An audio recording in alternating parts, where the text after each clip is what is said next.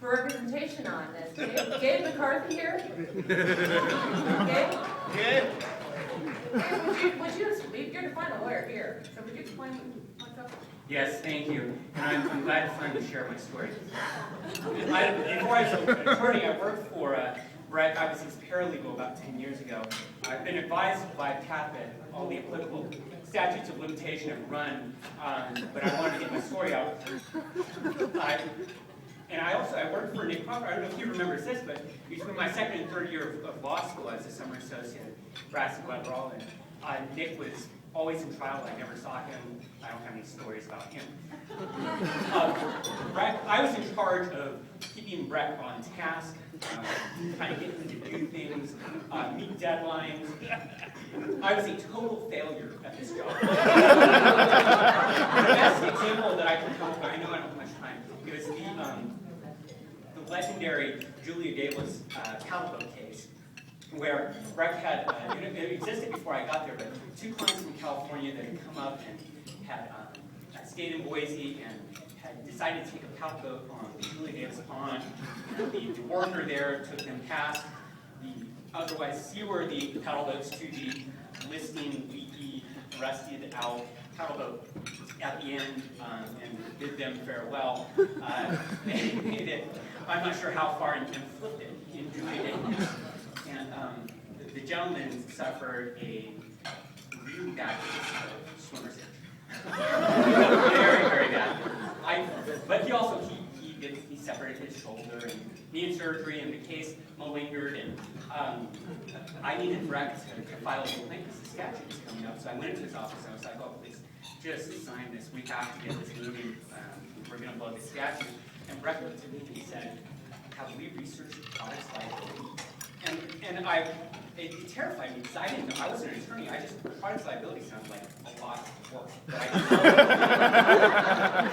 I left his office about 45 minutes later when he was halfway through his research on maritime law and whether or not Julia Davis was a navigable waterway. And this is absolutely, every word of this is true. This is the complete truth.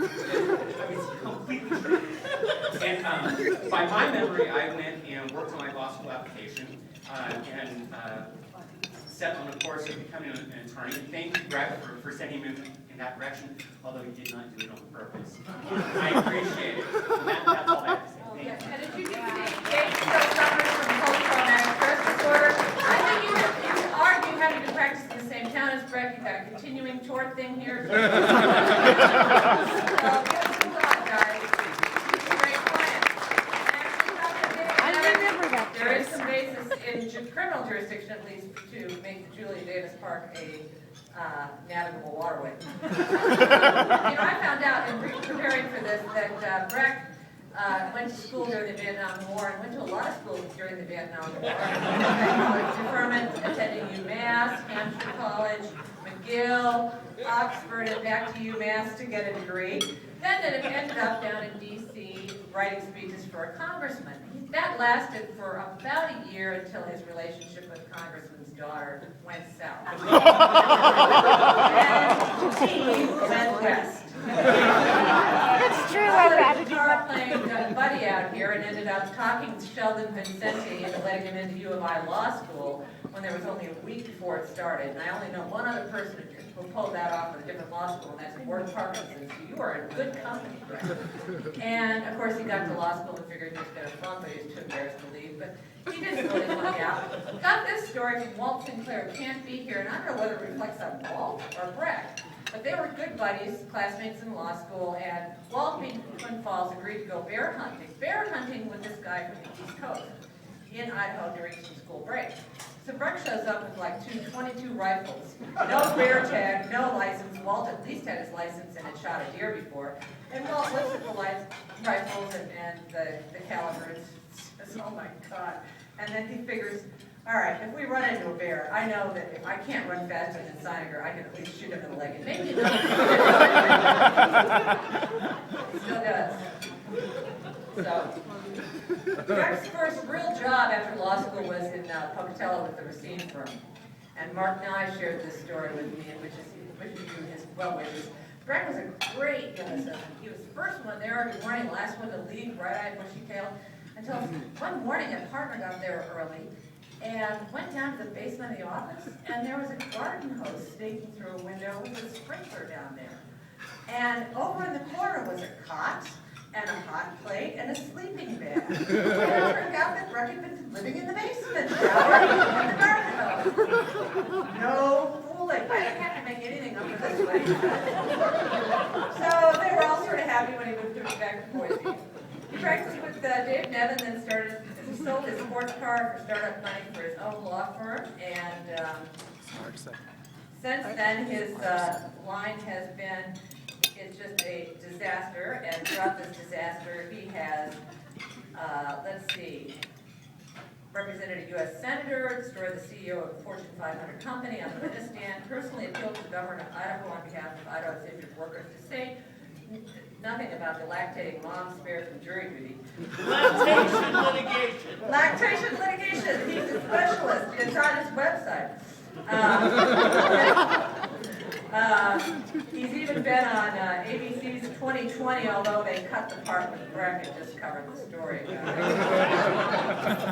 But I got to tell this other story since Andy's involved in this one. Breck is such a good lawyer. He went over to court one day with my current partner, Clay Gill, when Clay was an associate working for Andy. And this is in the days when we still had common law marriage in Idaho. It hadn't been statutorily abolished. And Breck had a wrongful death case, and Andy had written this tremendous brief supporting summary judgment, claiming that there was no cause of action, there was no common law marriage. And Breck was reading the brief on the way over, met Clay there, and Clay had been sent over to argue that thing, and Clay was excited. And Breck said, you know, I think you got it, you got me nailed, let's go tell the judge that I'll stipulate the summary judgment. So they walk into Duff McKee's chamber, and tell Judge McKee that they're going to stipulate to this. McKee looks at Breck and says, Breck, do you know how many factual questions are involved with the question of common law marriage and whether or not it exists? And Clay Gill says, oh, come on, please, you stipulated to I can't just put it on the record. And the judge says, no, I think we'll go into chambers and then just argue this motion right now. Breck won. So, you know, if I were going last, I would ask everybody in this audience to stand up who's either worked with Breck as co-counsel or against him, but I know I'd have you all standing up and not able to finish eating your dinner. So all I want to say is thank you, Breck, for becoming part of our Idaho community.